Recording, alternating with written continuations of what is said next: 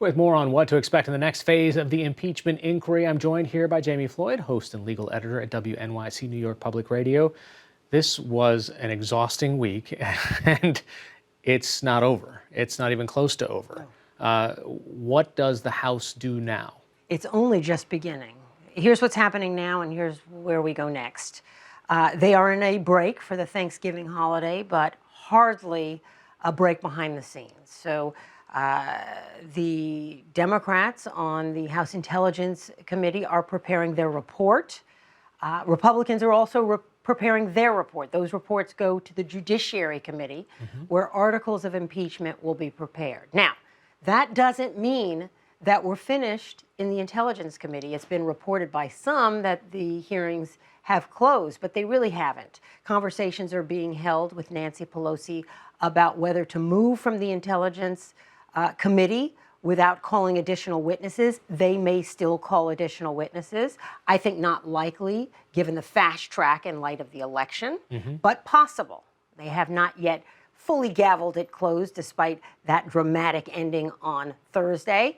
And then when we get to the Judiciary Committee, as it prepares its articles, also can call additional witnesses. Now, we're not going to likely to see the same witnesses again. No, they can call different witnesses. I mean, we could. They can do that. But we would be more likely to see additional witnesses, including some of those that have been subpoenaed and have refused to come, or have been invited and have consulted with attorneys, or who have been named, as we saw with Ambassador Holmes, who came as an unexpected witness. So they have thousands of pages upon which to draw when writing these reports.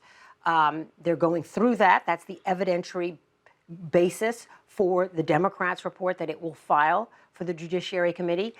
And in there they will see, do we have enough to move forward with the articles of impeachment, or do we need more witnesses, more evidence? And some of that can be documentary evidence. And you heard Nancy Pelosi, Speaker Pelosi, say to the president, do you have exculpatory evidence you want to give us? Now is the time. So the Democrats will make their reports and make their suggestions to the Judiciary Committee, comes up with the specific clauses of impeachment to go ahead and take that to the Senate for trial. Right? Articles of impeachment, and we've not done this very many times before, as you know. This will be only the fourth time we've had articles of impeachment, and it would be only the second time we've arrived at the Senate, because, of course, President Nixon resigned before it ever went to the Senate, knowing, or most analysts say, he would have likely been convicted had it gone to the Senate. He was never even impeached. What about John Roberts and how he's likely to, well, judge this? I mean, if this is the trial and he's the person at the Senate, I mean, people say, oh, well, he was a conservative juror, et cetera, but he has a tremendous amount of respect for the court itself. It is true we talk about the Supreme Court as liberals and conservatives, but he understands not only the importance of the institution of the court, but the institutions of our democracy.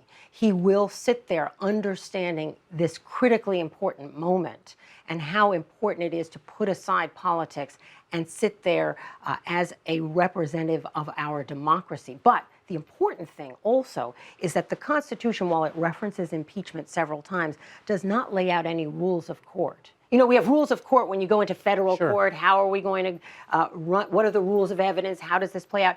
The Senate decides what the rules of court are in this case. And so it's a political process with some legal underpinnings, with very little precedential jurisprudence. So it's going to be fascinating. So does that mean that Mitch McConnell has a lot to do with how that plays out in January? That's exactly what it means. That's exactly what it means. And Mitch McConnell has said several times that he will hold the trial if the articles of impeachment are delivered. He's not going to hold up the process as he held up the Merrick Garland process. So at least we know that much. But once it gets into the Senate chamber, it will become a very different kind of process than the one you see, for example, in the U.S. Supreme Court, even if John Roberts is sitting there as the judge and the senators are essentially the jurors. Jamie Floyd, thanks so much for joining us. Thank you, Hari.